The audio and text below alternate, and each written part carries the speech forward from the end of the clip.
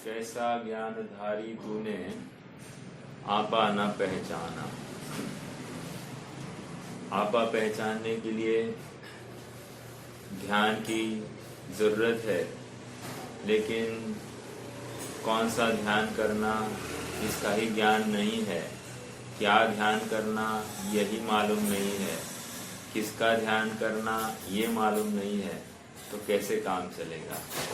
इसलिए ध्याता, ध्यान, ध्येय, ध्यान का फल और ध्यान का काल, इन सब बातों को बहुत महत्व है।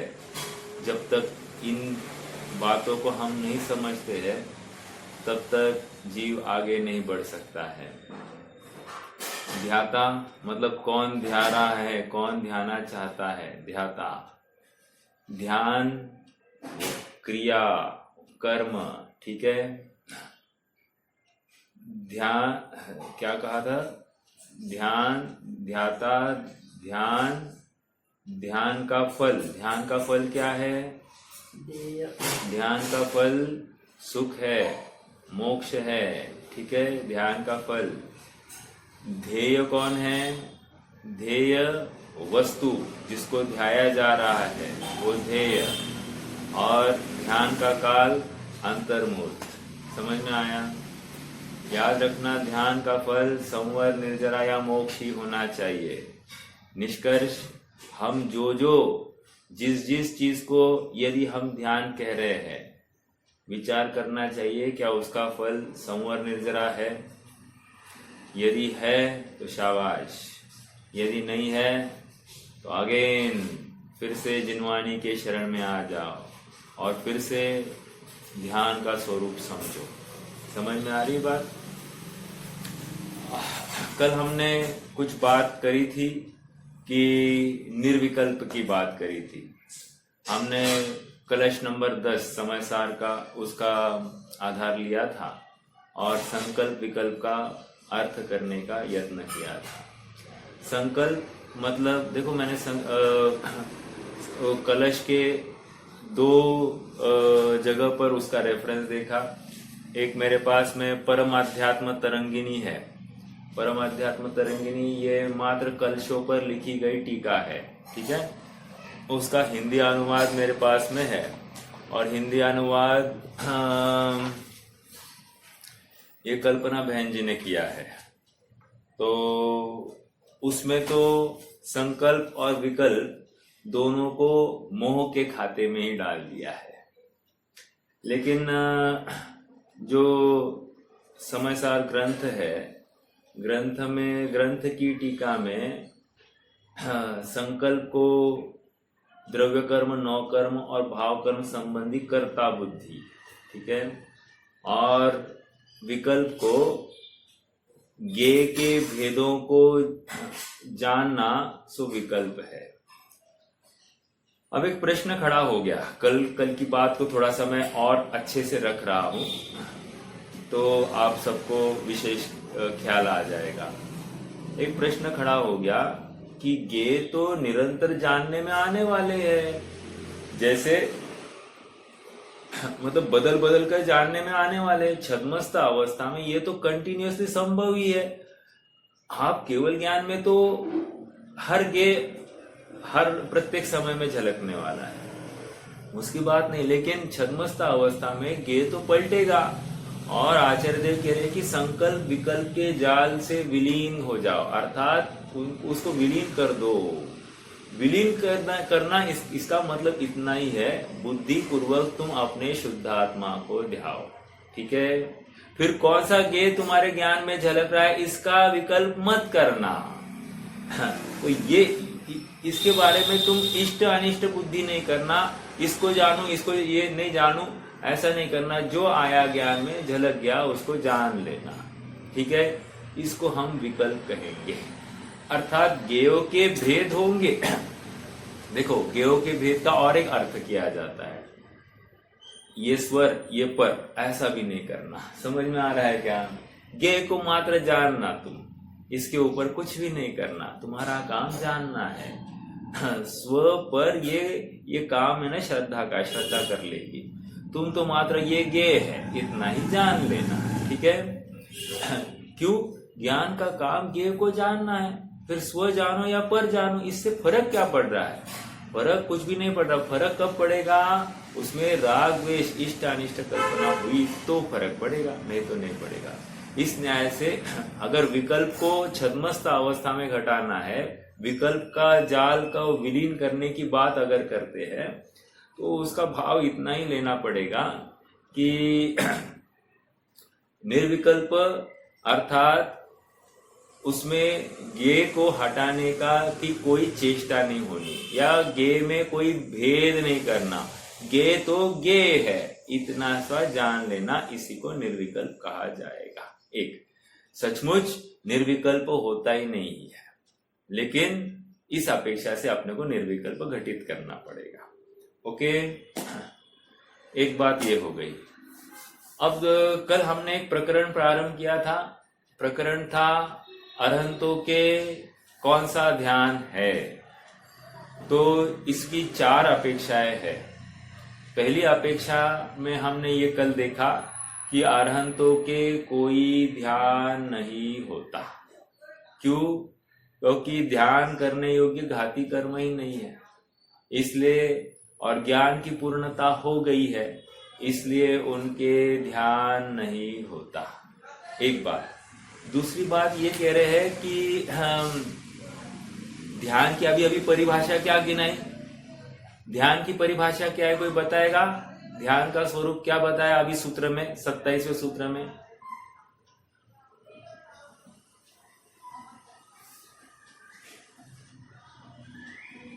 ध्यान का स्वरूप क्या बताया? बोलिए कोई तो।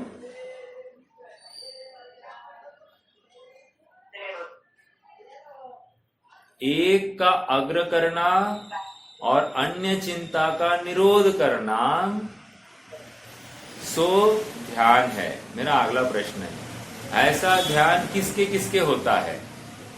कौन से जीव का ऐसा ध्यान संभव है? ऑप्शन, सभी जीव ले लो, नहीं तो फिर चलो संसारी और मोक्ष, इसमें से कैसे, या फिर गुणस्थान अपेक्षा आप घटित करके बताइए कौन से गुणस्थान में ये ध्यान संभव है, ऐसा प्रश्न।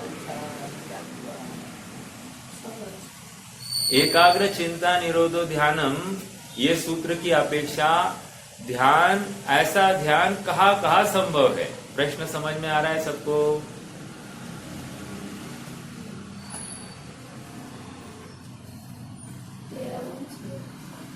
एकाग्र चिंता निरोधो ध्यानम, 6वें से 10वें तक आधा आंसर है। देखो, एकाग्र चिंता निरोधो ध्यानम, ये 4थे से लेकर अपन मोक्ष मार्ग वाले ध्यान की चर्चा कर रहे हैं। वैसे देखा जाए तो एक पहले गुणस्थान वालों के भी ध्यान होगा, लेकिन वो आर्त रौद्र ध्यान होगा। ठीक है, उसकी बात में अपने को तो मोक्ष मार्ग वाले ध्यान की चर्चा करनी, इसलिए एकाग्र चिंता निरोधो ध्यानम, एक को आग्रह करना और अन्य को गौण करना, ऐसी मुख्य गौण की व्यवस्था कौन से गुणस्थान में होती है?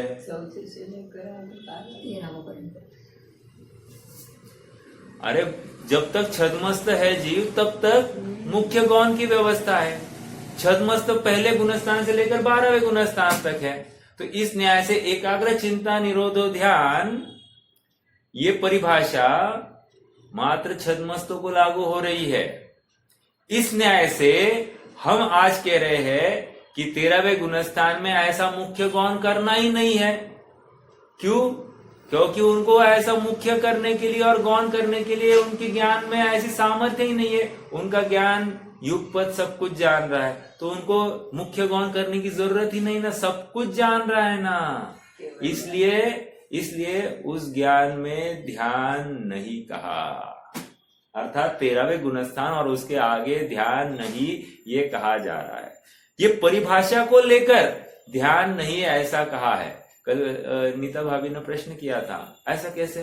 वहां तो 13वें गुणस्थान में ध्यान कहा, 14वें में भी ध्यान कहा। शुक्ल ध्यान के 2 भेद तो 13वें 14वें में है। आज उसकी चर्चा करते हैं।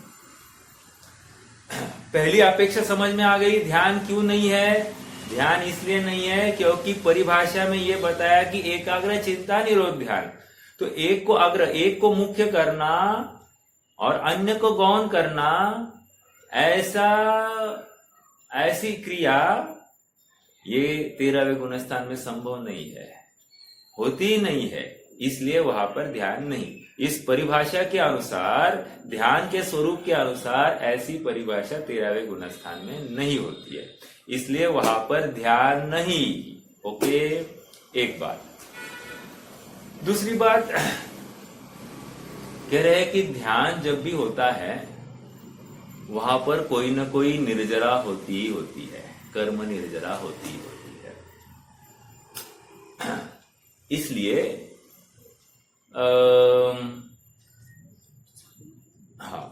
इसलिए 12वें तक तो अपन देख रहे हैं कि कोई ना कोई निर्जरा हो रही है।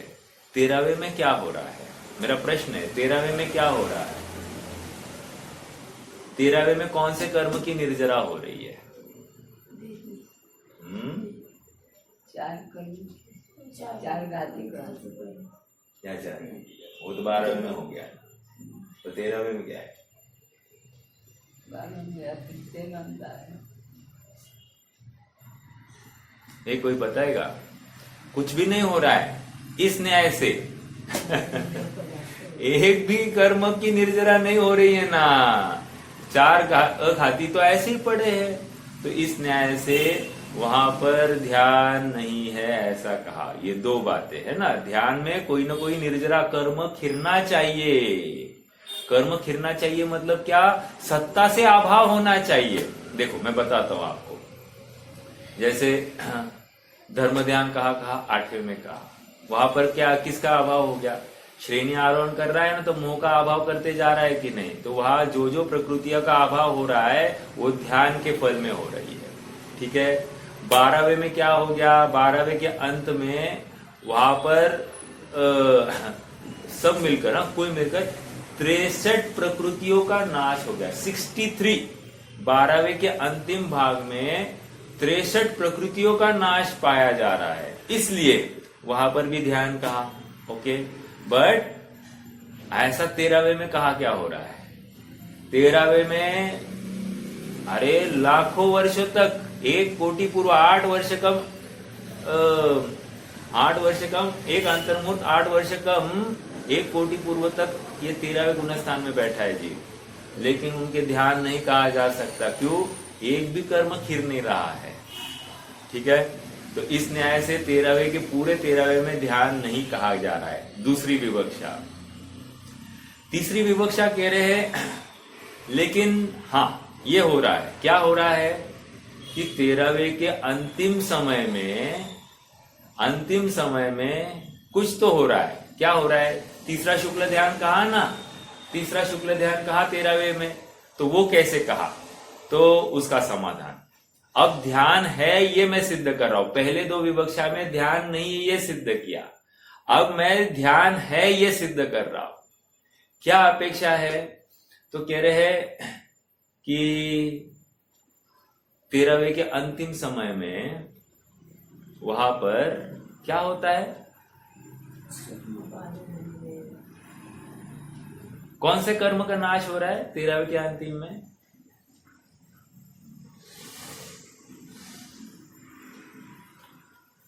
आप लोग अटेंटिव नहीं हो क्या? रिस्पॉन्ड कीजिए ना थोड़ा सा, तो थोड़ा सा मैं भी समझ पाऊंगा कि कुछ आप समझ रहे हैं नहीं समझ रहे हैं।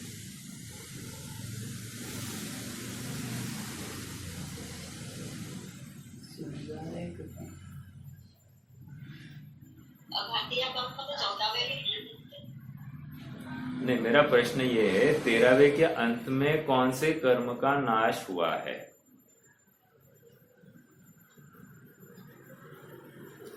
हमने ये तो देखा पूरे 13वें में एक भी कर्म का नाश नहीं हुआ, ये तो हमने सबने देखा। लेकिन 13वें के अंत में वहां पर तीसरा शुक्ल ध्यान कहा है, वो अपन आगे देखेंगे। तो जब 13वें अंत में तीसरा शुक्ल ध्यान कहा है तो शुक्ल ध्यान है ना, तो कुछ हुआ है। क्या हुआ है?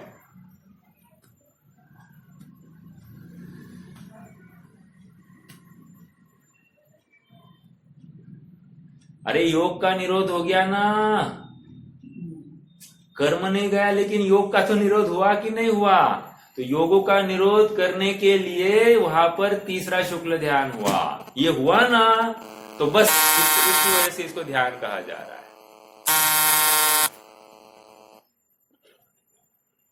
आवाज आ रही मेरी? हाँ जी। तो आपने कहा ना 13वें में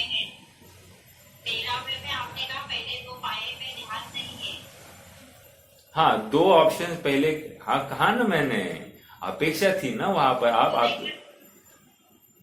वो ध्यान नहीं है तो फिर वहाँ हो क्या रहा है, कर क्या रहा है, काय में शक्ति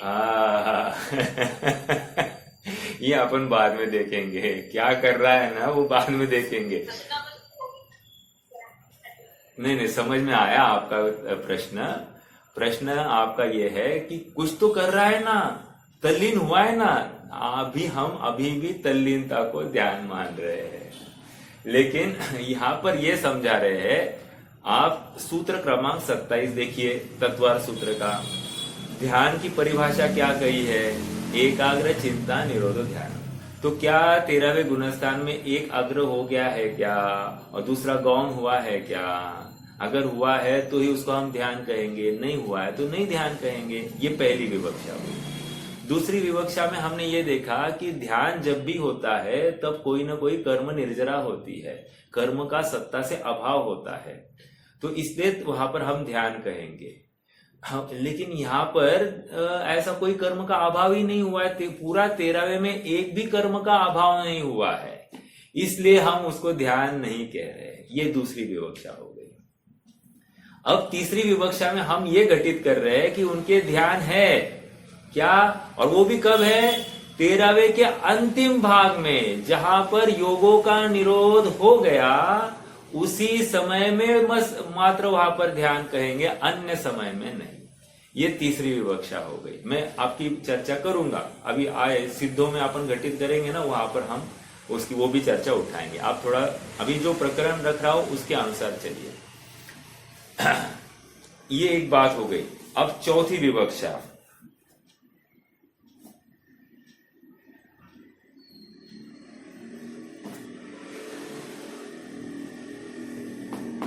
अब देखो, चौथी विवक्षा भी ध्यान नहीं होता ये कह रहे हैं। क्यों? देखो, हाँ, यदि हम जानना इक्वल टू ज्ञान और जानते रहना इक्वल टू ध्यान, समझ में आ रहा है क्या? डॉक्टर साहब हमेशा इस बात को कहते हैं, जानना यह ज्ञान होता है और जानते रहना, जानने का रिपीटिशन इज इक्वल्स टू ध्यान। तो कह रहे हैं कि यदि ऐसा हम माने तो ये ज्ञान की पर्याय हो गई।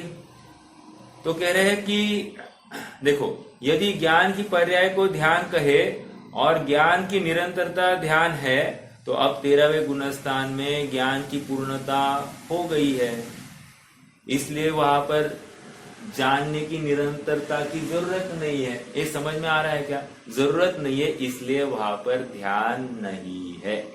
समझ में आया? ये चौथी विवक्षा बताई मैंने। ओके, उसको ध्यान क्यों नहीं कहा? क्योंकि जानना इसको ज्ञान कहते हैं और जानते रहना यह ध्यान है, लेकिन 13वें गुणस्थान में जानने की निरंतरता है ही नहीं, क्योंकि ज्ञान प्रत्येक समय में सब कुछ जान रहा है, तो वहां निरंतरता कहाँ रही? कंटिन्यूटी नहीं रही ना, उसी के को जानने की निरंतरता नहीं है, इसलिए उसको ध्यान नहीं कहा जा रहा है। ठीक है, ये 4 बातें। अब आपका प्रश्न है कि 13वें गुणस्थान में आप ध्यान क्यों नहीं कह रहे हो?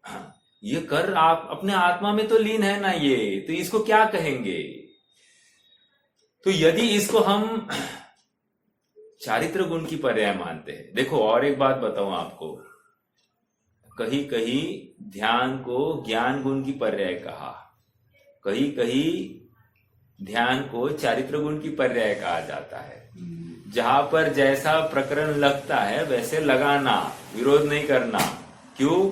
क्योंकि वैसे देखा जाए तो ये ध्यान त्रयात्मक है, लॉजिकली ज्ञान दर्शन चारित्र की एकता पूर्वक ही तो ध्यान होने वाला है। ऐसा थोड़ी होने वाला है कि ज्ञान आगे बढ़ गया और चारित्र पीछे है, या चारित्र पीछे पड़ गया और आगे बढ़ गया और ज्ञान पीछे। ऐसा नहीं होने वाला। तो तीनों की एकता पूर्वक ही ध्यान होने वाला है। तो लॉजिकली तो सभी गुणों का यथार्थ परिणमन है, सम्यक परिणमन है। फिर भी यदि इसको ज्ञान गुण की पर्याय माने तो अलग चीज, और चारित्र गुण की पर्याय माने तो अलग व्यवस्था होती है। अरे चारित्र, हाँ देख लेना, वो सो जाएगा नहीं तो। हाँ, चारित्र गुण में क्या है? देखो चारित्र गुण का क्या हो रहा है? निर्मल परिणमन हो रहा है, राइट? निर्मल परिणमन हो रहा है ना। इस न्याय से जो ध्यान का फल था वो मिल गया।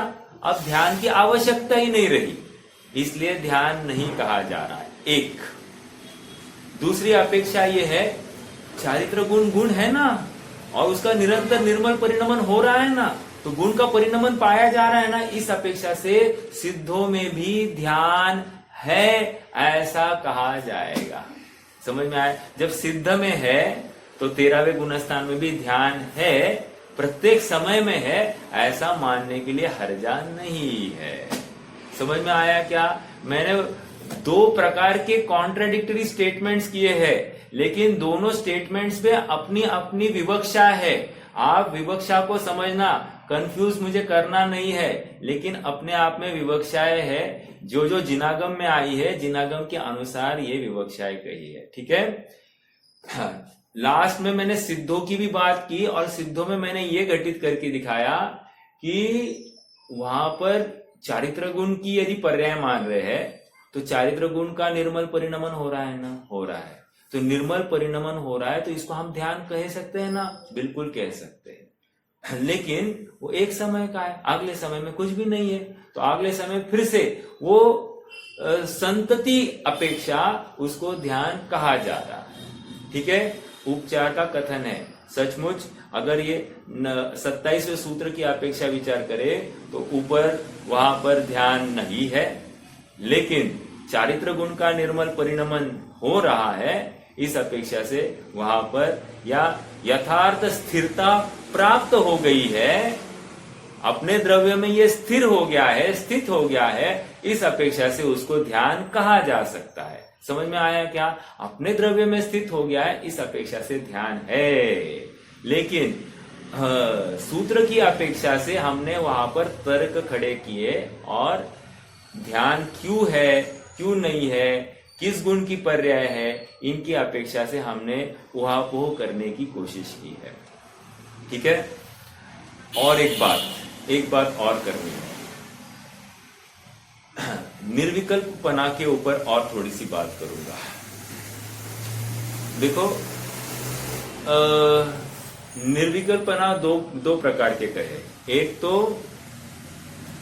राग द्वेष का अभाव, सो निर्विकल्पना, ये हमने एक देखा। दूसरा, ज्ञेयों का पलटना नहीं होना, इसको भी निर्विकल्पना कहा जाता है।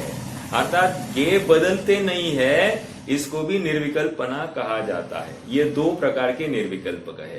तो ऐसा निर्विकल्पना 13वें गुणस्थान में संभव है, 13वें। लेकिन छद्मस्तों के ज्ञान को लेकर, ज्ञान ज्ञेयों की पलटा पलटी हो रही ना, इसको लेकर छद्मस्तों के निर्विकल्पना दिखाई नहीं दे रहा है।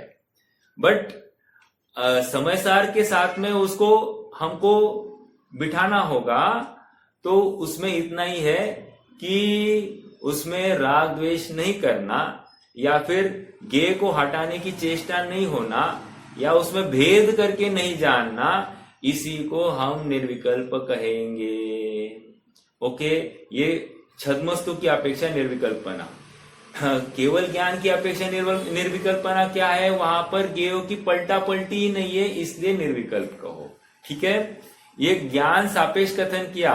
राग द्वेष का अभाव है तो वो तो निर्विकल्प हुआ ही हुआ है, लेकिन जिनवानी में ज्ञान के ज्ञेय में भेद करना, उसको भी विकल्प कहा, इसलिए हमको और एक निर्विकल्प खड़ा करना पड़ा, ज्ञान अपेक्षा।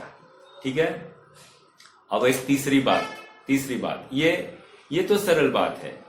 देखो, दर्शन उपयोग होता है निर्विकल्प। क्यों? वो सामान्य ग्राही होता है, सतमात्र का, सन्मात्र को ग्रहण करता है। सन्मात्र मतलब क्या? महासत्ता को ग्रहण करता है, वो है, बस इतना ग्रहण कर दिया, ये हो गया दर्शन उपयोग, राइट। और ज्ञान उपयोग क्या है? ये सविकल्प है, साकार उपयोगवान है, इसमें विशेष जाना जाता है, ये स्व है, ये पर है, ये ऐसा है, वैसा है, इसमें भेद करके जानने की सामर्थ्य होती है। इसलिए ज्ञान हमेशा सविकल्प होता है, ठीक है। ज्ञान कभी भी निर्विकल्प होता ही नहीं है, इस अपेक्षा से। समझ में आया? तो निर्विकल्प के हमने अपेक्षाएं देखी, और हमने अभी इस तीसरे पॉइंट में ये घटित करने की कोशिश की कि ज्ञान हमेशा सविकल्प ही होता है, ठीक है। चलो,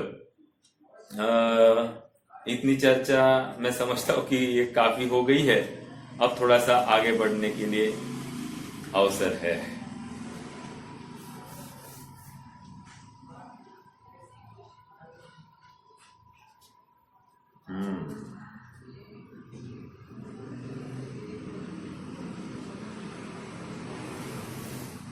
ज्ञान हमेशा सविकल्प होता है और निर्विकल्प में थोड़ा रिपीट करेंगे। हाँ, ठीक है, करता हूं। देखो, 3 विवक्षाएं मैंने बताई है। 3 विवक्षाओं को मैं फिर से दोहराता हूं। एक तो चारित्र गुण का जो परिणमन हो रहा है, जो चारित्र गुण को में राग द्वेष उत्पन्न हो रहे थे, उसको विकल्प कहा, और राग द्वेष से रहित परिणाम इज इक्वल टू निर्विकल्प, पहली विवक्षा। दूसरी विवक्षा में ये बता रहा हूं मैं कि ज्ञान है ना, ज्ञेयों की पलटा पलटी हो रही ना, जैसे अर्थ संक्रांति, द्रव्य गुण पर्याय में पलटन हो रही है ना। कहा ये ध्यान के काल में शुक्ल ध्यान का पहला भेद दूसरे भेद में ज्ञेयों की पलटा पलटी तो हो रही है। तो कह रहे हैं कि वहां ज्ञेय बदल रहे हैं, लेकिन जीव निर्विकल्प है। ऐसा होते हुए भी ज्ञान वहां पर विकल्पात्मक कहा गया है, छद्मस्थ अवस्था वाले के। लेकिन जैसे ही 13वां गुणस्थान हो गया, अब ज्ञान 3 लोक 3 काल को युगपत जानने लग गया। ज्ञेय बदल नहीं रहे, ज्ञेय पलट ही नहीं रहे हैं। नहीं तो पहले क्या हो रहा था? एक तो द्रव्य मुख्य हो रहा था, फिर गुण मुख्य हो रहा था, फिर पर्याय मुख्य हो रही थी, फिर अर्थ व्यंजन संक्रांति, फिर योग संक्रांति। कह रहे कि ये निरंतर मिट चली चपलता योगों की चपलता मिट गई। तो 13वां गुणस्थान आ गया। तो 13वें गुणस्थान में अब ज्ञेय क्या जानने में आ रहे? सभी ज्ञेय एक साथ जानने में आ रहे हैं। तो वहां पर ज्ञेयों की पलटा पलटी नहीं है, ज्ञेयों में भेद ही नहीं है, इसलिए 13वां गुणस्थान निर्विकल्प कहा है, ज्ञान अपेक्षा। ओके, ये दूसरी विवक्षा हो गई। अब तीसरी विवक्षा ये है कि दर्शन उपयोग ये निर्विकल्प है। दर्शन उपयोग निर्विकल्प है, सन्मात्र को ग्रहण कर रहा है, एक सामान्य को ग्रहण करना ये दर्शन उपयोग का काम है। और ज्ञान उपयोग क्या है? साकार उपयोगवान है, अर्थात विशेष करके जानता है किसी भी ज्ञेय को। इसलिए ज्ञान उपयोग हमेशा सविकल्प ही रहता है। इस न्याय से सिद्धों का भी ज्ञान ये सविकल्प ही है, निर्विकल्प नहीं है। समझ में आ रहा है क्या आपको? ये कहा की विवक्षा है, किसी को याद है? ये चर्चा कहा की होगी। सिद्धों का भी ज्ञान सविकल्प है, निर्विकल्प नहीं है। हाँ, गाथा नंबर बराबर है, गाथा नंबर। हाँ, द्रव्य संग्रह है ना, बराबर है। गाथा नंबर पूछ रहा हूँ, गाथा 46-47, थोड़ा चूक गए, 43-44 है। ठीक है, अच्छा है, बहुत अच्छा है। 43-44 होना चाहिए, आप देखिए जरा, वहीं पे होना चाहिए विषय। ठीक है, अच्छा है। चलो, ये एक बात हो गई, ज्ञान हमेशा सविकल्प। ओके, तो जहां पर जो विवक्षा है वो समझना, गड़बड़ना नहीं। और मूल रूप से निर्विकल्प मतलब राग द्वेष से रहित पने को ही निर्विकल्प, यह मुख्य विवक्षा है। बाकी दूसरी जो विवक्षाएं है वो ठीक है, अपनी जानकारी के लिए तो होनी ही चाहिए। आगे बढ़े, देखो अब जरा सूत्र में आ जाइए। हम सूत्र से बाहर ही है, सूत्र में आ जाते हैं। पहले 27वां सूत्र पहले पढ़िए सब, 27वां सूत्र से ही पढ़ना चालू करेंगे। क्या है सूत्र? हाँ, उत्तम संघननस्य एकाग्र उत्तम संघनन नस्यैकाग्र चिंता निरोधो ध्यानम अंतर्मुहूर्तात्। ठीक है, आगे 28वां सूत्र देखिए आप। अभी वो ध्यान कितने हैं शिष्य का प्रश्न है, तो आचार्य देव ध्यानों के नाम कह रहे हैं। आर्त, रौद्र, धर्म्य, शुक्लानी ध्यानम। ये ध्यानम अपन ऊपर से ले लेंगे, ऊपर से अनुवृत्ति करनी। तो 4 प्रकार के ध्यान होते हैं। आर्त ध्यान, रौद्र ध्यान, देखो शब्द यहाँ पर गौर करना। धर्म्य ये शब्द है, धर्म नहीं, धर्म्य ध्यान है। हम लिखते समय धर्म ध्यान लिखते हैं, लेकिन है क्या? धर्म्य ध्यान है। ठीक है, ये अपभ्रंश हो गया है, रूढ़िवश अब हम उसको धर्म ध्यान कहने लग गए हैं। है तो धर्म्य। ठीक है, धर्म का अर्थ क्या होता है? धर्म संबंधी। धर्म संबंधी को धर्म ध्यान कहते हैं, धर्म्य ध्यान कहते हैं। ठीक है, तो ये 4 ध्यान है। अब 29वां सूत्र भी देख लीजिए। ये अभी अपन 3-4 सूत्र करने वाले हैं। परे मोक्ष हेतु। परे का अर्थ क्या है? चलो मेरा पहले प्रश्न तो ये है कि परे मतलब क्या? हाँ?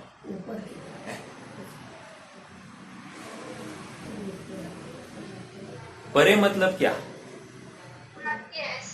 हाँ हाँ, परे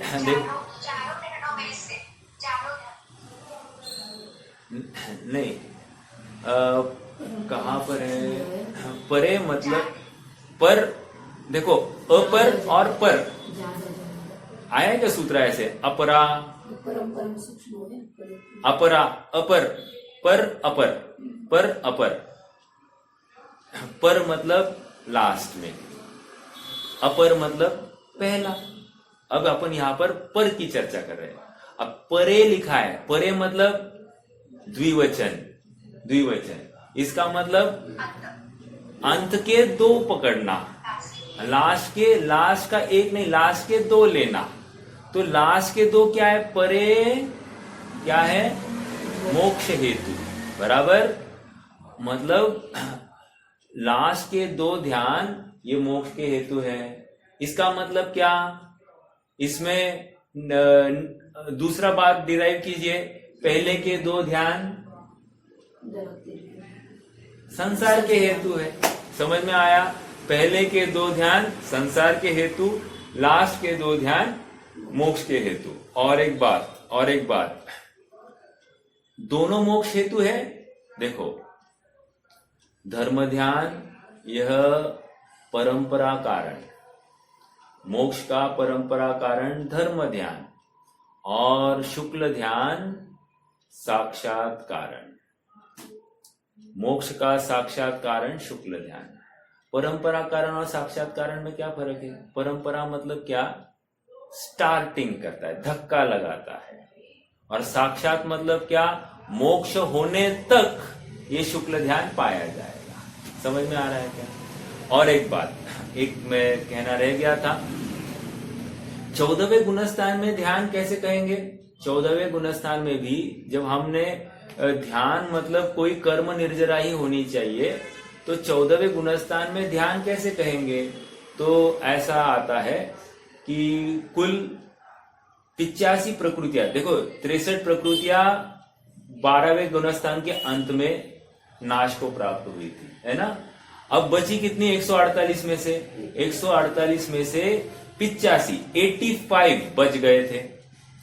तो कहते हैं कि लास्ट मतलब सेकेंड लास्ट समय में 14वें गुणस्थान का सेकेंड लास्ट समय, ओके, उपांत्य समय में 72 प्रकृतियों का नाश होता है। लास्ट समय में 12 या 13 प्रकृतियों का नाश होता है। 12 या 13 क्यों कह रहा हूं? यदि तीर्थंकर प्रकृति सत्ता में हो तो 13, तीर्थंकर प्रकृति नहीं है सत्ता में तो फिर 12। समझ में आ रहा है क्या? जरूरी नहीं सबके सब जीवों के सत्ता में तीर्थंकर प्रकृति हो। जैसे अभी जितने आपने यहाँ पर इस पंचम काल चौथे काल में कितने तीर्थंकरों के 24 तीर्थंकर हुए, तो 24 तीर्थंकरों के इतने ही जीवों के तीर्थंकर प्रकृति सत्ता में थी। बाकी जितने मोक्ष हो गए हैं उनके अंतिम समय में 12 प्रकृतियों का ही क्षय हुआ है। बस ये 24 के 13 प्रकृतियों का क्षय हुआ, बस इतनी सी बात है। ओके, तो ये जो 72 और 12 या 13 जो क्षय हो गए उस समय में कर्म निर्जरा हो गई ना, तो उस समय में ध्यान कहा जाएगा। ठीक है, चलो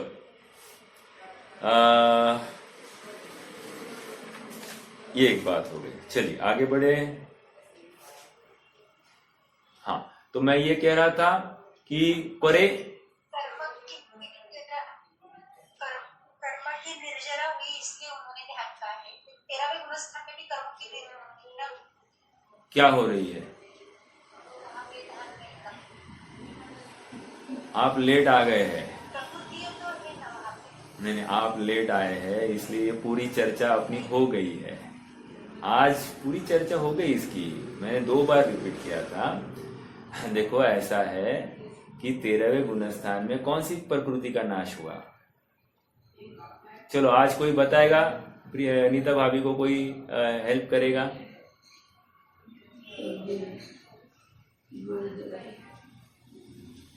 कर्म निर्जरा में योग निरोध।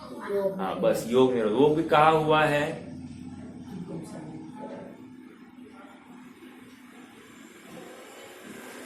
वो अंतिम समय में हुआ है, अंतिम 13वें के अंतिम समय में। इसलिए 13वें के अंत तक कोई निर्जरा नहीं है। कोई निर्जरा मतलब कोई कर्म खिरा नहीं है। देखो खिरा मतलब क्या? सत्ता से अभाव की बात चल रहे है। ऐसा तो प्रत्येक समय में खिर रहे हैं ना, उसकी बात नहीं कर रहे हैं।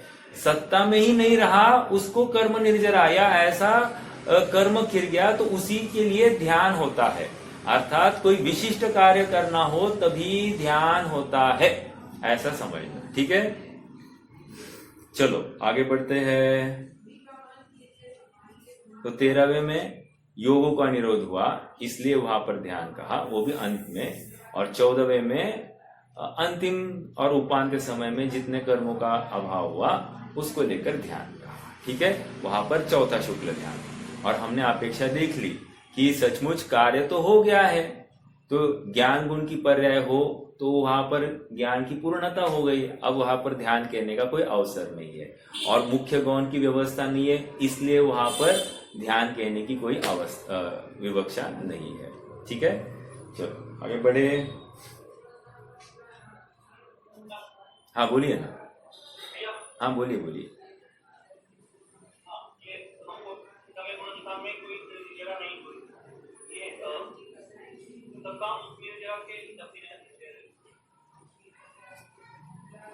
हम सकाम निर्जरा की अपेक्षा से कह रहे नहीं, यहाँ तो अकाम निर्जरा भी हो रही है, उसकी बात ही नहीं है। सकाम अकाम की बात नहीं कर रहे। यहाँ पर सत्ता में से कर्म हमेशा के लिए खिर गया उसकी अपेक्षा से बात है। जैसे 12वें गुणस्थान के अंतिम समय में, मतलब 8वें से ही चालू हो गया है। 8वें गुणस्थान के पहले में 8वें गुणस्थान में कुछ प्रकृतियों का क्षय हुआ, 9वें में कुछ का क्षय हुआ, 10वें में सूक्ष्म लोक का क्षय हो गया। तो 27 प्रकृतियां कहाँ चली गई? 28 प्रकृतियां 11वें में आते आते चली गई है। और आगे बढ़कर 3 आयु और बाकी कुछ है, तो ऐसी टोटल 63 प्रकृतियों का 12वें के अंतिम समय में क्षय हो जाता है। अब ये सत्ता में ही नहीं है। देखो आप जो कह रहे हो ना कि यहाँ पर मेरे ख्याल से नीता भाभी को यही मतलब तर्क है कि अकाम निर्जरा या सकाम निर्जरा कहना, निर्जरा तो हो रही है, तो कह रहे यहाँ अकाम निर्जरा नहीं और सकाम निर्जरा नहीं, यहाँ तो ये कह रहे हैं कि सत्ता में से ही अभाव होना सो कुछ कार्य है और ऐसे कर्मों का अभाव करना सो निर्जरा है। समझ में आ रहा है क्या? तो ऐसी निर्जरा जब कर्म सत्ता से ही गया तो उसको निर्जरा कह रहे हैं। छुटपुट कोई कर्म उदय में आने से पहले ही सत्ता से निकल गया, वो सकाम अकाम में ले लीजिए आप। लेकिन यहाँ पर सत्ता ही नहीं है, अभी उदय की बात भी नहीं, सत्ता नहीं तो उदय में भी नहीं आएगा और बंद तो होने से तो पहले ही रुक गया है। तो इस न्याय से अब तीनों बातें नहीं हो रही है, इसलिए वहां पर वो निर्जरा या ध्यान कहा जा रहा है। ध्यान होता ही इसलिए है कि सत्ता में से कर्मों का अभाव करना है, इसलिए। तो 63 प्रकृतियों में क्या है? 63 प्रकृतियों में 47 घाती कर्म है, 3 आयु है और 3 आयु कितने हो गए? 50 हो गए और 13 हो गए नाम कर्म की प्रकृतियां। तो ये टोटल 63 प्रकृतियों का नाश किया जाता है 12वें के अंत तक। अब 13वें में ऐसा कुछ भी नहीं हुआ, 13वें में मात्र योग निरोध हुआ, वो भी 13वें के लास्ट भाग में हुआ, और 14वें में भी अंत में हुआ, सेकेंड लास्ट और लास्ट भाग में वहां पर कर्म प्रकृति हो। तो इसलिए वहां पर शुक्ल ध्यान कहा, कुछ कार्य दिखाई दिया ना, इसलिए शुक्ल ध्यान कहा, मतलब ध्यान कहा वहां पर। ठीक है, चलिए आगे बढ़ना है।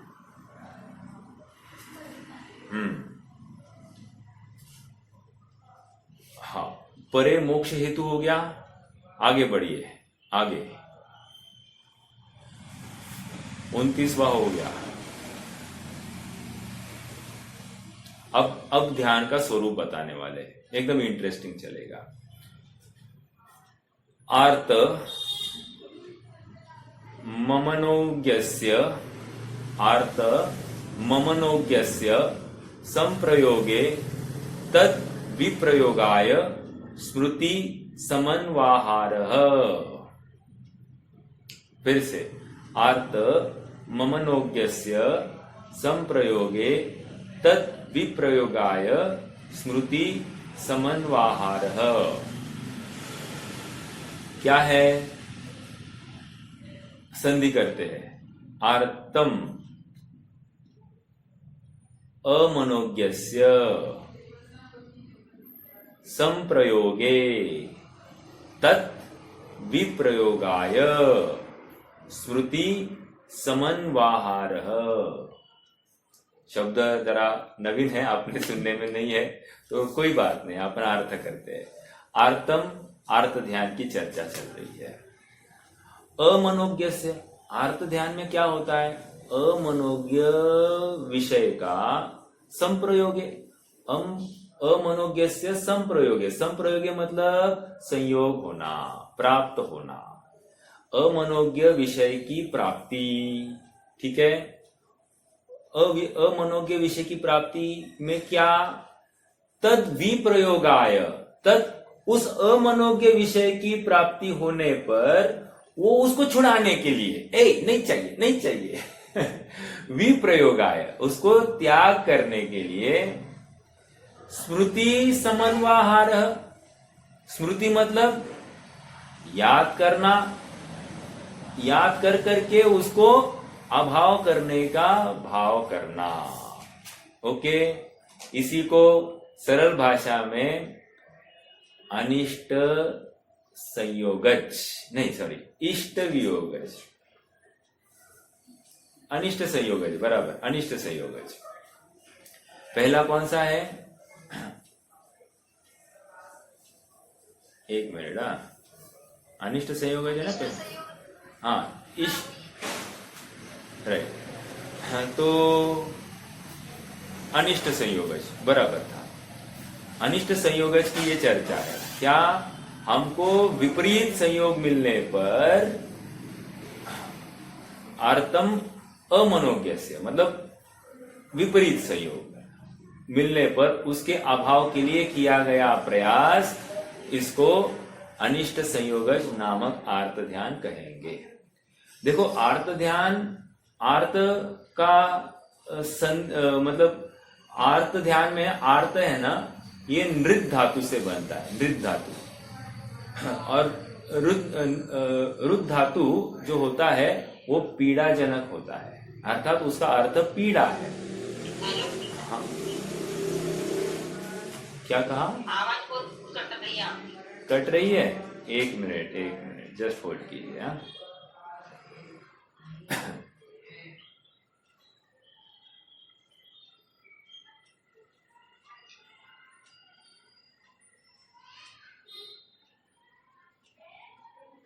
हाँ जी, अब आवाज आ रही होगी, है ना? ठीक है, मैं ये कह रहा हूं कि आर्त ध्यान में आर्त ये शब्द रुद्ध धातु से बनता है। रुद्ध का अर्थ होता है पीड़ा। या और एक धातु है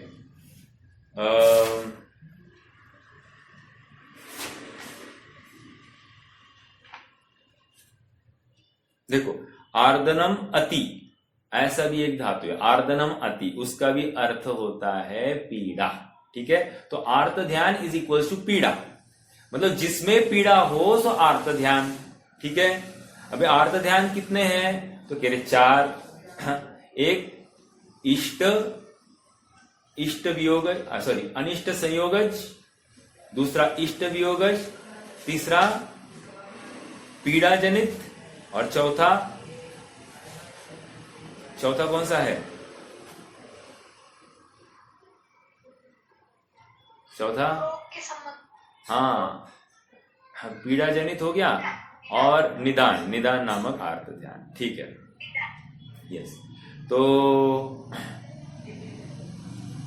अमनोज्ञ विषय की प्राप्ति। अब देखो यहां पर क्या है, दो बातें खड़ी करना। स्मृति समन्वहार कहकर आचार्य देव कुछ कहना चाहते हैं। एक तो अनिष्ट संयोग की प्राप्ति हो गई, एक। हाँ, अब अनिष्ट संयोग की प्राप्ति हो गई तो उस अनिष्ट संयोग को दूर करने का भाव, ये क्या है? ये दूर मतलब जो प्राप्त होने पर दूर करना। और दूसरा क्या है? स्मृति समन्वहार, मुझे अनिष्ट संयोग मिलेगा इस ऐसा विचार करके वो हो ही ना, इस संबंधी अपना उपयोग दौड़ाना, ये भी आर्त ध्यान मतलब इष्ट वियोगज आर्त ध्यान में, सॉरी अनिष्ट संयोगज आर्त ध्यान में जाता है। दो बातें समझ में आई क्या? स्मृति समन्वहार से एक तो प्राप्त अमनोज्ञ विषय है, उसे दूर करने का निरंतर भाव होना, ये आर्त ध्यान है। ओके, और दूसरा क्या कह रहे हैं? ऐसा अमनोज्ञ विषय ना मिले इसलिए पहले ही चिंतित हो जाना, अर्थात वैसा ही विकल्प करना, वो भी अमनोज्ञ अर्थात कौन सा अनिष्ट संयोगज आर्त ध्यान में लिया जाएगा। स्मृति समन्वहार का अर्थ यहां पर निकाल रहे हैं आप ना। तो ये अब दो सब जगह पर स्मृति समन्वहार है ना, सब जगह पर लगाना। जैसे अब अगला सूत्र देखिए, विपरीतम मनोज्ञस्य, और ऊपर जो कहा है उससे विपरीत, मतलब आर्त ध्यान ही है। ठीक है, मनोज्ञ संप्रयोगे, मतलब मनोज्ञ विषय की प्राप्ति हुई। अब ये छूट न जाए, इसके लिए आकुल होना, या आकुलता या ये पीड़ा, ये कह रहे हैं ये आर्त ध्यान है। ओके, और दूसरा क्या? ये बनी रहे, इस संबंधी भी आकुलता, तो ये भी कह रहे हैं कि इष्ट वियोगज है ना, मैंने गलत लिया था। एक अनिष्ट संयोगज और दूसरा इष्ट वियोगज। इष्ट का वियोग हो गया, मतलब ये नहीं हो ऐसी भावना, इष्ट का वियोग नहीं हो, ये समन्वाहार, श्रुति समन्वाहार। और यदि हो गया तो उसमें ये होना नहीं चाहिए था, ऐसा दुख रूपी भाव, ये इष्ट वियोगज नामक आर्त ध्यान। समझ में आया? 31वां अपना हो गया है। देखो अभी अपन ना इसको गुणस्थानों में भी घटित करके देखेंगे। मेरा प्रश्न है वैसे, हाँ, ये आर्त ध्यान कौन से गुणस्थान तक चलता है?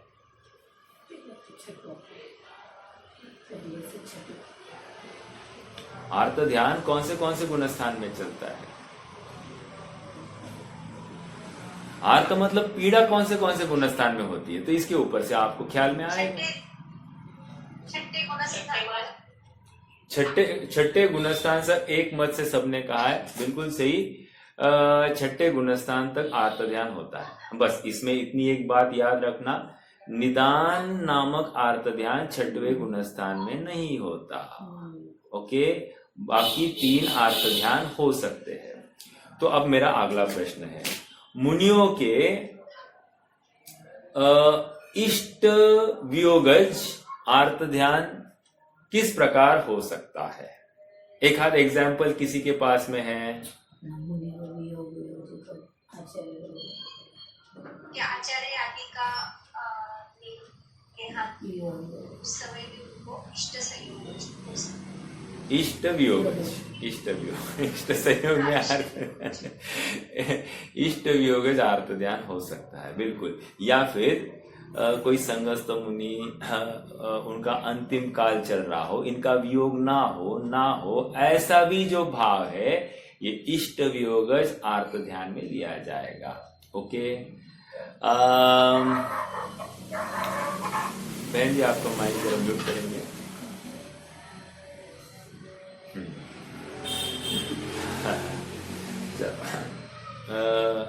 इष्ट वियोगज हो गया। अनिष्ट संयोगज कैसे लगाएंगे? अनिष्ट संयोगज आप मुझे चौथे, 5वें या 6वें गुणस्थान कहीं भी लगाकर बताइए।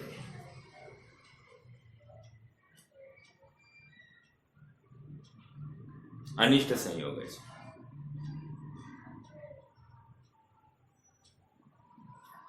चलो, मेरा एक प्रश्न है, उसके पहले आप, एक प्रश्न ये है, ये आर्त ध्यान पुण्य का कारण है या पाप का कारण है? थोड़ा सोच के विचार कर, मतलब जवाब देना।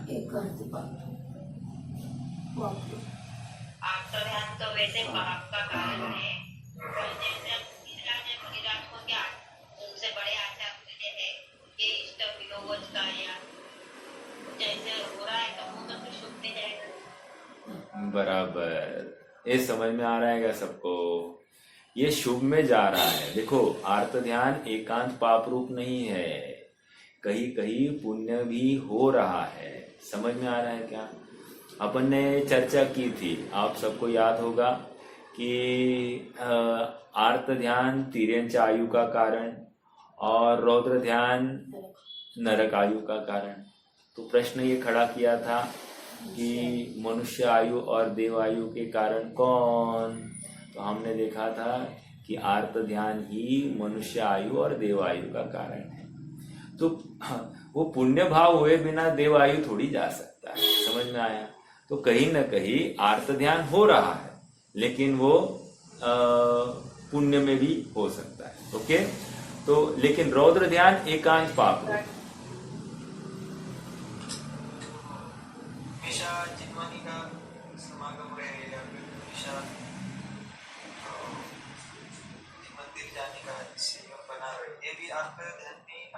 Oh yes, very good. मतलब हे प्रभु, हे नाथ, आपका इस भव सदा काल शरण हो। ये जो पर की शरण की भावना है, ये आर्त ध्यान है। ये समझ में आ शुभ रूप है, लेकिन ये आर्त ध्यान में है। देखो, आज मैं कोई बात सुन रहा था, उसमें पहले में तो एक भावना भाई पहले लाइन में कि मैं अपने शुद्धात्मा को प्राप्त करूं, और दूसरे पंक्ति में ये भावना भाई कि आपकी शरण मुझे हमेशा बनी रहे। तो ये दोनों कॉन्ट्राडिक्टरी स्टेटमेंट्स कैसे है? यदि शुद्धात्मा में गया तो फिर भगवान की शरण कैसे लेगा? प्रैक्टिकली कुछ नहीं पॉसिबल। तो कहने की बात वहां पर उपचार से ये कथन है, ओके, जब तक मैं अपनी मोक्ष अवस्था को प्राप्त नहीं करता हूं तब तक यदि इस जीव के कितने भव बाकी है तो हर भव में मुझे जिनागम ही मिले, अर्थात पंच परमेष्टि की ही शरण मिले, इतनी सी बात होती है। ठीक है, तो हालांकि ये है भी आर्त ध्यान है, मतलब ये शुभ भाव है लेकिन आर्त ध्यान। देखो और ऐसा बोल सकते हैं क्या? और एक एग्जाम्पल खड़ा करता हूं। कोई मंदिर है, कितना बढ़िया और भव्य मंदिर है, एकदम सुहावना है, मनोहारी मंदिर है। ठीक है, मेरा प्रश्न है, चलो ये तो आगे जाएगा, एक्चुअली ये रौद्र ध्यान में जा रहा है, यहाँ पर नहीं ले सकते हैं। ठीक है, बट ये वियोग की बात है ना, तो हाँ वियोग ऐसा हो सकता है कि यहाँ से निकलने का भाव ही नहीं हो रहा है, मतलब ऐसा लग रहा है कि मैं यहीं पे रहूं, या हम सम्मेद शिखर जी गए और सम्मेद शिखर जी जाने पर अब इस तीर्थ स्थान से मैं हटूं ही नहीं, मैं यहीं पे बस जाऊं, ऐसा भाव होना और निकलते समय बहुत खेद होना, ये इष्ट वियोगज नामक आर्त ध्यान हो जाता है। ये पुण्य भाव है। ये सच कहो, जितने जितने जन सम्मेद शिखर जी गए हैं, इनमें से कितने जनों को ऐसा भाव आया?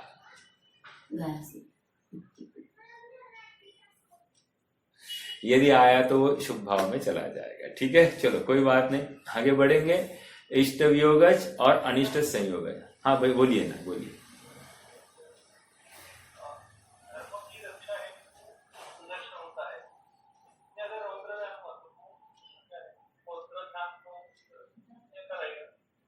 हाँ रौद्र ध्यान में वहां पर घटित हो सकता है, बिल्कुल हो सकता है, करेंगे अपन चर्चा वहां पर। मतलब इसमें पाप की मात्रा ज्यादा होगी, पुण्य की मात्रा अल्प होगी। इसमें और आप कह रहे हैं ना धर्म की रक्षा के लिए, वहां पर वियोग ना हो ये भाव ज्यादा मुख्य होता है। थोड़ा सा आप पकड़ना बात को, वियोग के लिए वो खेद खिन्न हो रहा है, और रौद्र ध्यान में हिंसा ही मूल हो रही है। तो रौद्र ध्यान तो पाप ही हो रहा है, लेकिन उसके पीछे आर्त ध्यान जो चल रहा है ना, कि ये वियोग ना हो, धर्म का वियोग ना हो, वो आर्त ध्यान है और वो पुण्य भाव है, और इसलिए वो पुण्य का कारण ऐसे घटित कर रहे हैं। वो रौद्र ध्यान नहीं होगा। ठीक है, चलिए तीसरा अभी अगला सूत्र देखते हैं, समय तो होते आ गया है। हाँ, वेदनायाश्च मतलब क्या? वेदना के होने पर उसे दूर करने के लिए सतत चिंता करना, या वेदना न हो इसलिए सतत चिंता करना। समन्वाहार, अपन समन्वाहार की अणुवृत्ति यहां पर भी, स्मृति समन्वाहार, ये पूरा शब्द की अणुवृत्ति यहां पर हर सूत्र में लगाई है।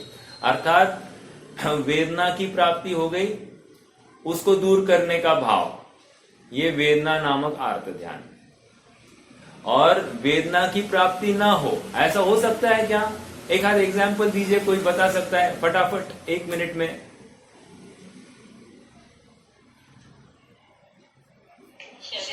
कहाँ पे पीड़ा हो रही है तो पीड़ा ना हो, वो तो हो गया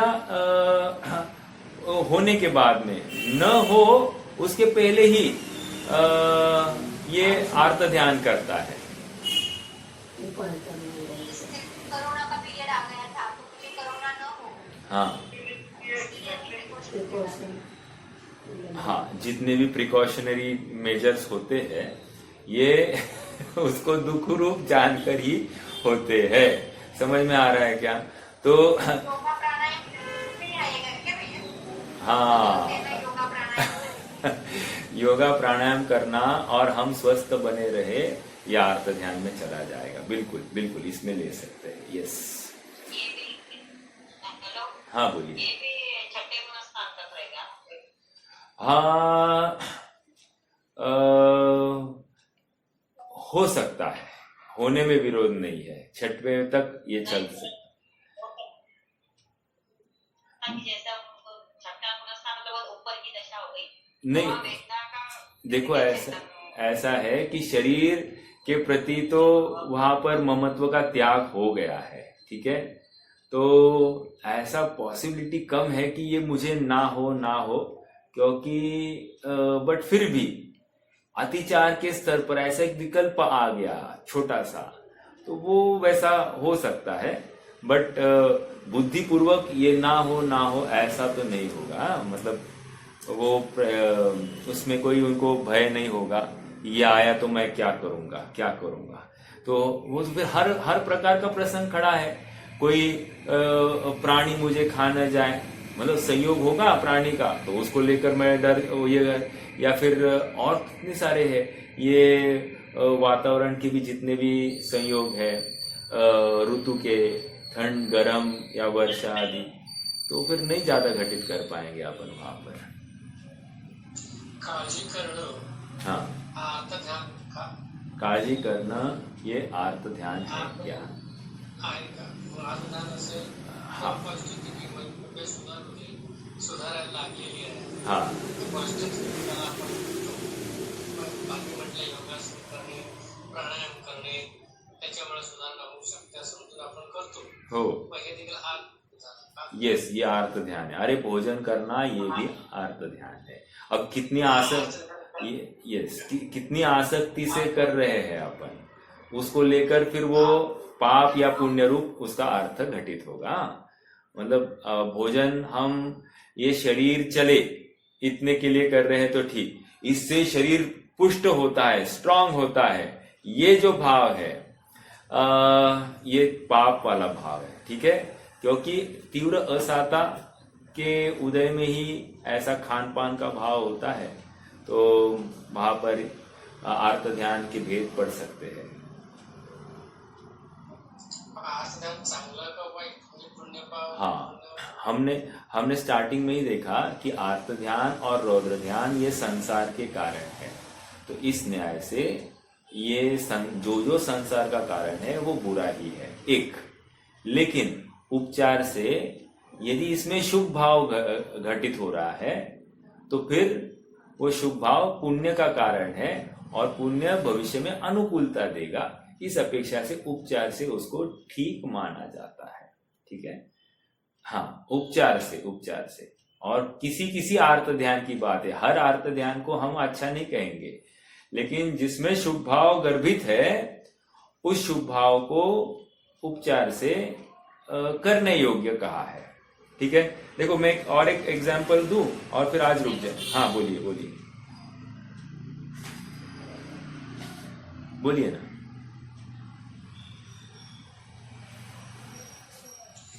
हॅलो, कोण बोलत का? हाँ बोल। माणूस आपण विमानात बसलेला आहे हाँ आणि त्याला वाटायला ढकलणार असं वाटतं, असं काही झालं तर वैमानिकाला झोप लागली की का होईल, तो चिंता करतोय. हाँ, हे कसलं? चिंता वो हे चिंता मैं सोच कारण का म्हणतो, काय झालं तर काय होईल हाँ, असं माणूस म्हणतो. अनिष्ट संयोग ना हो ऐसा भय उसको निरंतर बना रहता है, भयभीत हो गया है ये चीज। देखो हम भी रास्ते से जाते हैं, बहुत बार होता है, मतलब अपने बच्चे जा रहे हैं, इनका बुरा ना हो, इनके साथ ये निर्विघ्न आ जाए, या हम भी मार्ग से चल रहे हैं कि हमको कुछ हो ना जाए, ऐसा भाव जो हो रहा है ये आर्त ध्यान होता है। मतलब हमारी प्राणों की रक्षा बनी रहे, इसके लिए जो यत्न होता है ये आर्त ध्यान में चला जाएगा, ठीक है। यस, हेलो, हाँ बोलिए। रात में हम फ्लैश चल दी तो क्लास में जो चर्चा होगी उसमें आनंद आता है, हाँ तो उसमें रौद्र ध्यान हो गया वो। और जब क्लास बंद हो जाती तो दुख होता, तो वो आनंद ध्यान होता, इसका फल क्या मिलेगा? हाँ देखो इसमें इतना ही है, इसको आर्त ध्यान, मैंने वही कहा कि जो चर्चा चली इसको अपन आर्त ध्यान में लेंगे। जैसे देखो एक एग्जांपल मैं खड़ा करता हूं, फिर आप उसके ऊपर से ये कर सकते। देखो कोई मुनिराज है, ठीक है, वो अपने आत्मा में स्थित है, तो क्या हो गया? धर्म ध्यान, राइट। आत्मा ज्यादा देर नहीं रहेंगे, आत्मा से बाहर निकले तो देवशास्त्र गुरु का चिंतन रहा, ठीक है। तो देवशास्त्र गुरु का चिंतन क्या हो गया? ये मतलब देवशास्त्र गुरु के प्रति विनय भक्ति, ये उपचार से धर्म ध्यान कहा गया, ठीक है, उपचार से। और ये छूट न जाए, ये छूट न जाए, ओके, छूट न जाए ऐसा जो भाव है, ये कह रहे हैं इसको शुभ भाव में माना गया है, तो ये आर्त ध्यान में लिया गया। अब आपका भी तर्क जो है कि ये स्वाध्याय छूट न जाए या इसमें आनंद होता है, तो इसको हम आर्त ध्यान में ले लेंगे, ऐसा छूट न जाए, इष्ट वियोग ना हो, इसमें अपन वो आर्त ध्यान में ले लेंगे। आप जो घटित कर रहे हैं कि ये अच्छा है, उसके पीछे ये इसका वियोग ना हो ये छिपा है, और वो वियोग ना हो इसी को हम क्या कह रहे हैं? आर्त ध्यान में ले रहे हैं, रौद्र ध्यान में नहीं ले रहे हैं अपन इसको। देखो रौद्र ध्यान कौन से है? हिंसानंदी, मृषानंदी मतलब असत्य संबंधी, परिग्रहानंदी, और हिंसा, झूठ, चोरी, चौर्यानंदी, ठीक है। ये 4 रौद्र ध्यान है। तो इन 4 में हमारा स्वाध्याय कहीं भी नहीं बैठ रहा है तो इन शॉर्ट जो पाप कारक क्रियाएं हैं उनको रौद्र ध्यान में लिया है, आर्त ध्यान में बाकी सब बातों को घटित किया जा सकता है, ठीक है। चलिए और कोई प्रश्न?